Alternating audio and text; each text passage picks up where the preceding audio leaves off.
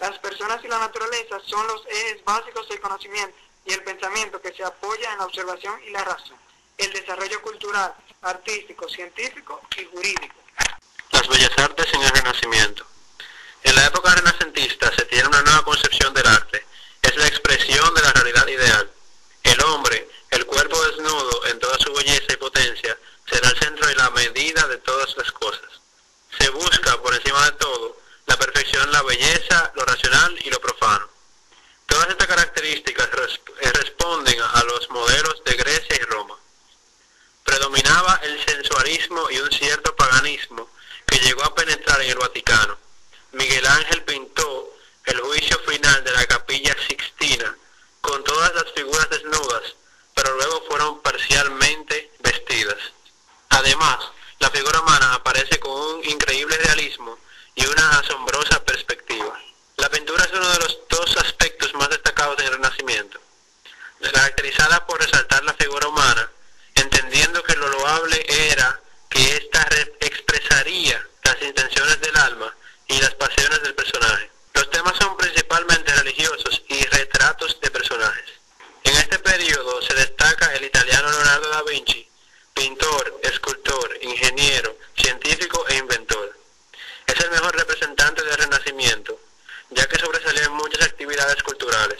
Sus proyectos de máquinas voladoras e hidráulicas lo convierten en el precursor de la revolución industrial. Entre sus obras pintorescas inmortales se destacan la Santa Cena y la Gioconda. Miguel Ángel, también italiano, fue escultor, arquitecto y pintor. Fue uno de los personajes más destacados de su época.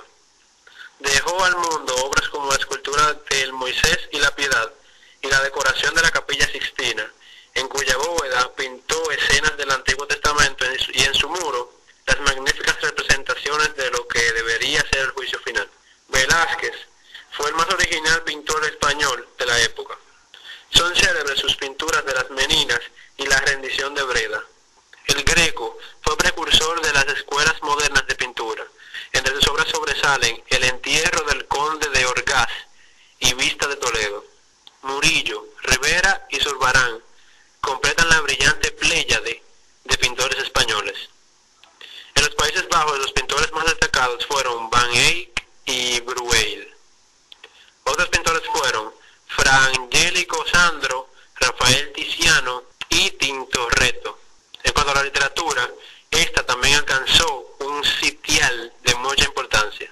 En Italia, Dante Alighieri escribió la Divina Comedia, en la que narra en tercetos un viaje por el infierno, el purgatorio y el cielo.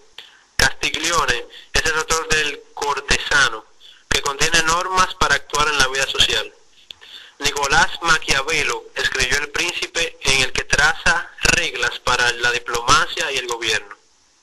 En España, la literatura llegó a su apogeo en los siglos XVI y XVII, periodo que se consideraba como la edad de oro de las letras españolas. Entre los muchos escritores que se destacaron están Fernando de Rojas, autor de La Celestina, Miguel de Cervantes, autor de Don Quijote de la Mancha, la obra maestra de la literatura española, que sobresale por su maravilloso estilo y por la fuerza de los caracteres. En Inglaterra se destacaron Tomás Moro, autor de Utopía. En Inglaterra se destacaron Tomás Moro, autor de Utopía, obra en la cual se describe un estado ideal, y otros como Francis Bacon y William Shakespeare. La escultura renacentista tuvo como características la vuelta a la formación clásica, el predominio del retrato y los temas mitológicos, religiosos y alegóricos, el estudio del desnudo y la anatomía. Los materiales usados eran el bronce, el mármol y la madera. Entre otros escultores renacentistas se destacaron Donatello, Miguel Ángel, Verrocchio, Ghiberti y Francelli.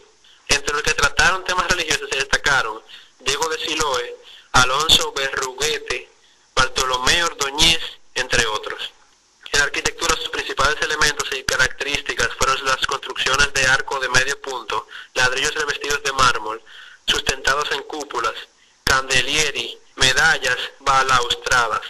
Las obras pierden el concepto de fortaleza y se convierten en residencia. Entre las obras religiosas predominan los templos y las basílicas, de las cuales cabe mencionar, entre muchas otras, cúpula de la Catedral de Florencia, cúpula de San Pedro y la cúpula de Santa María de las Flores. Reforma Protestante fue un movimiento que se dio en la Iglesia Católica como culminación de una serie de luchas entre las diferentes clases sociales de Europa Occidental. Se inició en el siglo XIV. Las causas de la protesta fueron varias. Desde la Edad Media, muchos reyes demostraron inconformidad con el papado por el manejo de las relaciones entre los asuntos religiosos y el poder temporal. Los campesinos comenzaron a rebelarse como consecuencia de los altos impuestos.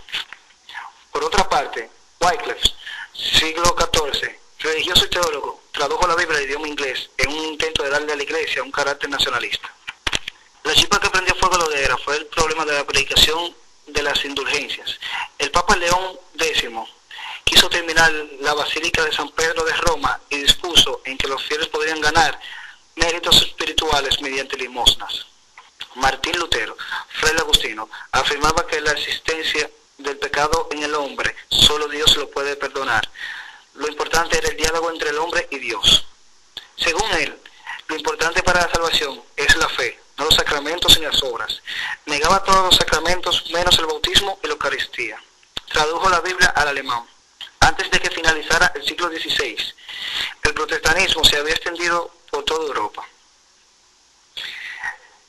La Contrarreforma. La Iglesia comprendió la necesidad de una reforma. El Papa Pablo III convocó el Concilio de Trento, 1545-1563, que reafirmó las principales enseñanzas de la Iglesia en la Edad Media, como eran: el Papa es el jefe de la Iglesia y el intérprete de su doctrina. Solo la Iglesia tiene derecho de interpretar la Biblia y la salvación se logra por la fe y las buenas obras. Se confirmaron como válidos los 7 sacramentos. No aceptaron ninguno de los puntos expuestos por los protestantes. Por el contrario, la Iglesia ratificó sus dogmas. En contraposición al protestantismo surgió la Compañía de Jesús. El Papa Pablo III aprobó la misión para la cual la compañía fue creada, que era la defensa y propagación de la fe y el provecho de las almas en la vida y la doctrina cristiana. En conclusión, la Reforma Protestante tuvo profundas consecuencias. Estimuló el sentimiento espiritual, pero también la intolerancia y algunas guerras religiosas en las que estuvieron involucradas Alemania, Suecia, Dinamarca, Francia y España.